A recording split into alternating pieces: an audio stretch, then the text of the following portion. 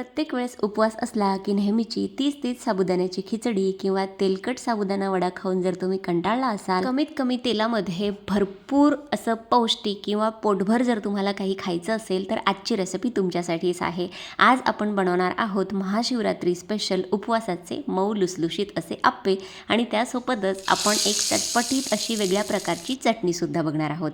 तर recipe video शेवटपर्यंत बघा। चला मग सुरुवात करूया।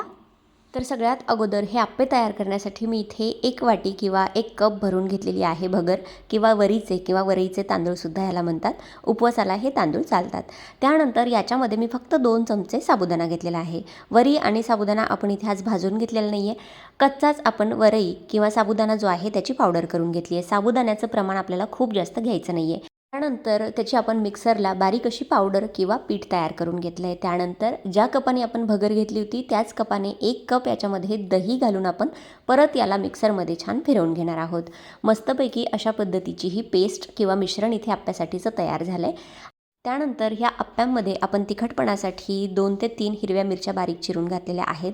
त्यानंतर 1 चमचा भरून मी इथे दाण्याचा किंवा शेंगदाण्याचा कूट घातलेला आहे। चवीनुसार मीठ घातलेलं आहे। व्यवस्थितपणे एकदा हे सगळं साहित्य मिक्स करून घेऊया। आता बघू शकता तुम्ही, आपण सगळ्यात शेवटी याच्यामध्ये अर्धा चमचा खाण्याचा सोडा घातलेला आहे, कारण हे इन्स्टंट असे आप्पे आहेत त्यामुळे आप्पे जाळीदार होण्यासाठी थोडासा सोडा घातलेला आहे। आज आपण इथे अजिबात इनोचा वापर केलेला नाही आहे। जर तुम्हाला सोडा घालायचा नसेल तर तुम्ही इथे अर्धा पॅकेट किंवा अर्धा सॅचेट इनोसुद्धा घालू शकता। आपलं आप्प्यांचं मिश्रण इथे तयार आहे। यापेक्षा खूप जास्त पातळ किंवा घट्ट ठेवू नका। त्यानंतर आपण आप्पे पात्र आधीच गॅसवरती गरम करण्यासाठी ठेवलेलं होतं। त्यामध्ये थोडं तेल घालून घेतलं आहे। 1 ते 2 थेंबच तेल या आप्प्यांसाठी लागतं, बघू शकता अशा पद्धतीने। त्यानंतर आप्प्यांचं मिश्रण याच्यामध्ये घालून घेतलं आहे आणि वरून थोडंसं तेल सोडून आपण याला 5 मिनिटांपर्यंत असं झाकून शिजून घेऊया। जोपर्यंत आपले आप्पे एका बाजूने शिजत आहेत तोपर्यंत चटणीची तयारी करूया। इथे मी हिरवी मिरची, थोडेसे शेंगदाणे, थोडासा खोबऱ्याचा कीस, अर्धा चमचा जिरं आणि 2 चमचे दही घेतलं आहे। सगळं साहित्य आपण मिक्सरला मस्त बारीक होईपर्यंत ग्राइंड करून घेणार आहोत। या सगळ्या साहित्यासोबतच मी इथे चवीनुसार मीठ आणि पाव चमचा साखरसुद्धा घातलेली आहे। हवं असल्यास तुम्ही इथे अर्धा चमचा लिंबाचा रससुद्धा घालू शकता।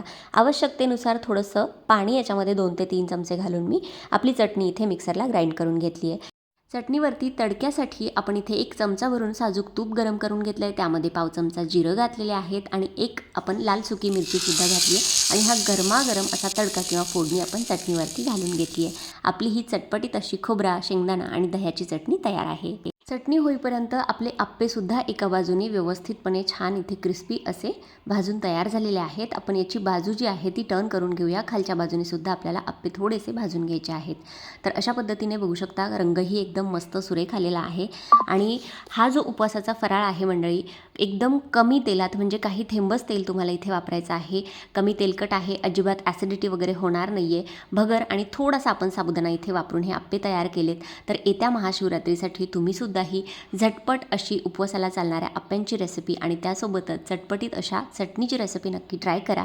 आप्पे आपले दोन्ही बाजूने व्यवस्थितपणे भाजून तयार झालेले आहेत। आता गरमागरम आप्पे आपण प्लेटमध्ये सर्व करूया। त्यासोबतच आपण चटणीसुद्धा इथे सर्व केलेली आहे। तर अशा पद्धतीने आपले हे स्पेशल महाशिवरात्रीसाठीचे उपवासाचे आप्पे आणि चटणी तयार झाली आहे। इथे जे आप्पे आहेत ते तुम्हाला तोडून दाखवते, बघू शकता आतमध्ये काय मस्त जाळी पडली आहे। आपण इथे आज अजिबात इनोचा सुद्धा वापर केलेला नाही आहे, फक्त थोडासा सोडा घातलेला आहे। तर मस्त हे जाळीदार आणि मऊ लुसलुशीत असे आप्पे तयार होतात। तर तुम्हीसुद्धा या महाशिवरात्रीसाठी ही रेसिपी नक्की ट्राय करा आणि मला कमेंट सेक्शनमध्ये सांगा आजची रेसिपी तुम्हाला कशी वाटली। रेसिपी जर मनापासून आवडली असेल मंडळी तर रेसिपीला जास्तीत जास्त लाईक करा, शेअर करा।